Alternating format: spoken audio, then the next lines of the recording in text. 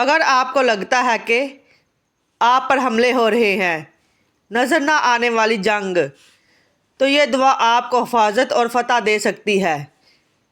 آخر تک ضرور سنیں۔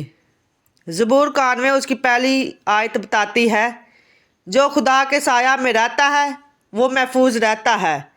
افسیوں 6 باب اس کی 11 آیت ہمیں بتاتی ہے، خدا کا پورا ہتھیار باندھ لو تاکہ تم شیطان کے مقابلہ میں قائم رہ سکو۔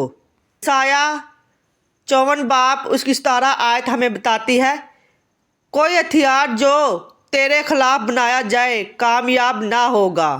میرے عزیزوں، زندگی صرف نظر آنے والی جنگ نہیں، ایک روحانی جنگ بھی ہے۔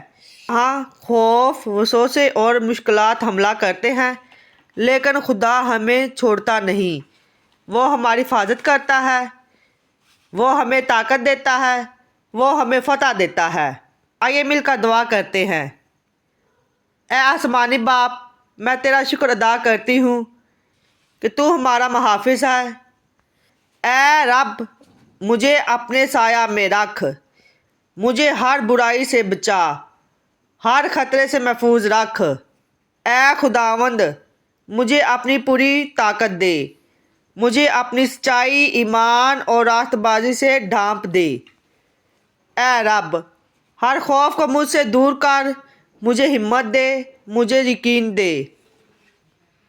میرے خیالات کی حفاظت کر، ہر منفی سوچ کو ختم کر اور میرے ذہن کو امن سے بھر دے۔ اے رب، کوئی ہتھیار جو میرے خلاف بنے وہ کامیاب نہ ہو۔ اے خداوند، میرے گھر کو محفوظ رکھ، میرے خاندان کو اپنی پناہ میں رکھ۔ اے رب، میں اعلان کرتی ہوں، میں محفوظ ہوں، میں فتح مند ہوں۔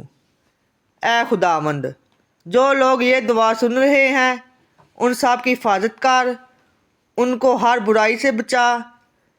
اے رب، میں یقین کرتی ہوں کہ تو میرے ساتھ ہے اور میں ہر جنگ میں جیتوں گی۔ میں یہ سب کچھ مانگتی ہوں یسوع مسیح کے نام میں، آمین۔ اگر آپ خدا کی حفاظت چاہتے ہیں تو آمین لکھیں۔